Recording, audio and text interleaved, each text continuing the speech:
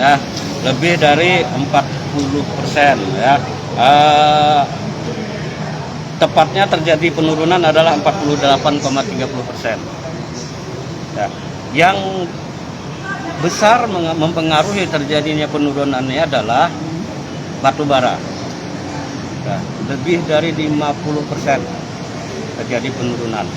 Ini akibat kebijakan pemerintah pusat di awal Januari kemarin yang melarang ekspor batu bara.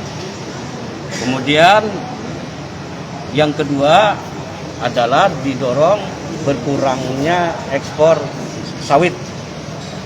Ya, itu juga berpengaruh ya, karena ada kebijakan pusat juga yang berupaya mengendalikan ekspor CPO ke luar negeri ya, sehingga berakibat ekspor kita juga terjadi penurunan. Sehingga keseluruhan tadi adalah terjadi penurunan sebesar 48,30% secara keseluruhan berbanding tahun Desember 2021. Dengan penurunan itu Pak, dampaknya untuk Kalsel sendiri? Tentunya dampaknya nanti akan berpengaruh kepada turunnya pertumbuhan ekonomi. Karena salah satu pendorong pertumbuhan ekonomi itu adalah nilai ekspor. Dengan turunnya nilai ekspor di awal tahun ini, berarti nanti akan terkoreksi ya pertumbuhan ekonomi Kalimantan Selatan. Pak, kalau kondisi minyak goreng sendiri Pak? Kondisi minyak goreng di Kalimantan Selatan ya, Sejauh ini?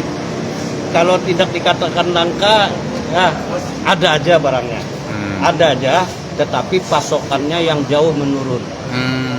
Ya. Nah ini di pasar-pasar kalau kita tanya, atau di retail modern kalau kita tanya berapa punya, mereka punya sedikit stoknya. Atau berapa dapat dari sales, dapatnya paling kan 2-3, paling banyak 5 satu toko, paling banyak ya. Nah ini akibat daripada di tingkat distributor juga pasokannya terjadi penurunan yang signifikan ya. Tidak banyak mereka dapat pesan, waktunya tidak menentu, kapan barangnya datang ya, tidak menentu, kemudian tidak dipenuhi sesuai dengan permintaan distributor ke produsen. Nah, jadi misalkan minta 1000 dos, yang datang paling kan 500. Nah, ini kan akibatnya ke bawah, ke pedagang juga akan berkurang. Nah ini Tersendat akibat juga. di tingkat produsen Juga yang tersendat. produksinya juga turun drastis. Bahkan kabarnya beberapa produsen ada yang tidak berproduksi dalam 1 bulan terakhir. Kenapa Pak? Kan padahal ekspor kan sudah turun tuh hampir 50%. Ya. Ternyata di daerah di dalam sendiri kok enggak. Kalau rumus pasar kan Pak, semakin demand permintaan menaik, harusnya dia beroperasi Pak. Ya.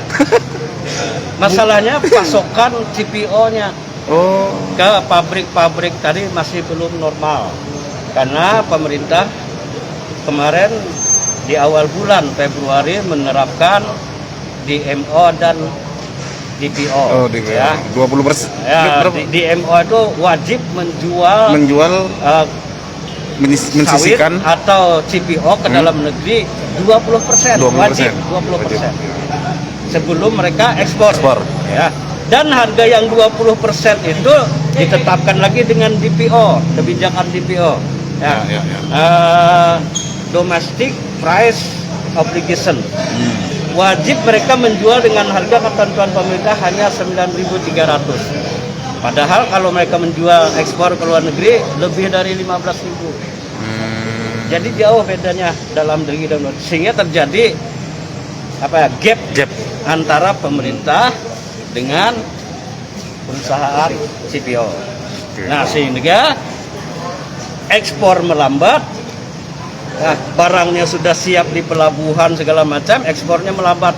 Kenapa? Karena izinnya yang belum keluar. Jadi mereka tidak bisa ekspor.